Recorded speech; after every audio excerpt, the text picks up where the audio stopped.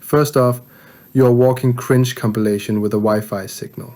40 odd minutes of you droning on like some wannabe philosopher king about court cases, YouTube drama, and your precious organization no one's ever heard of.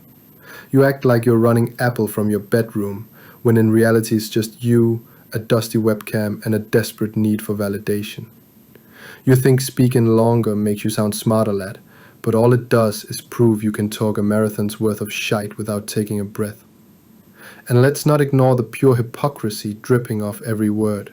You bang on about being harassed, violated, and targeted, yet your entire existence is built around obsessing over this Jamie fella. You're stalking his every move, dissecting his comments, and feeding off the hate like it's your only meal.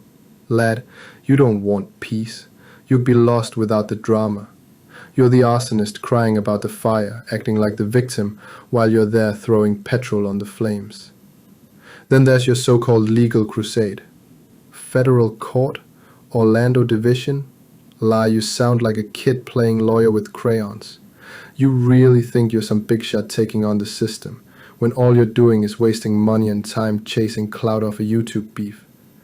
Normal people would have moved on, but not you. You're too addicted to the scrap. And don't pretend it's about protecting your business. What business, lad? You're not running a brand. You're running a pity party with delusions of grandeur. And the emotional manipulation? Sickening. 1 minute it's, my poor girlfriend's in surgery.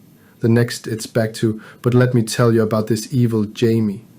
It's like you're trying to milk sympathy points while keeping the rage train rolling. Pick a lane, mate. You're using personal tragedy as a shield for your endless obsession, and it's lower than low. Nobody's buying the act anymore. What's even worse is that you know you've got no real audience. You admitted it yourself. 90% of them are haters. They're not there because they like you, they're there to watch the train wreck. And yet you keep feeding them exactly what they want. You've become a sideshow clown in your own circus, a cautionary tale of what happens when you can't log off. Your ego's bigger than the Mersey tunnel, but your credibility's smaller than a penny sweet. So here it is, lad, the truth. You can't handle. You're not a victim. You're not a mastermind. You're just a sad, lonely man screaming into the void, hoping it'll echo back. And when it doesn't, you'll keep inventing new enemies to fight, new hills to die on, until there's nothing left but you and your self-inflicted misery. You're the architect of your own downfall, La. And the internet's just sitting back with popcorn watching you implode. Tick-tock.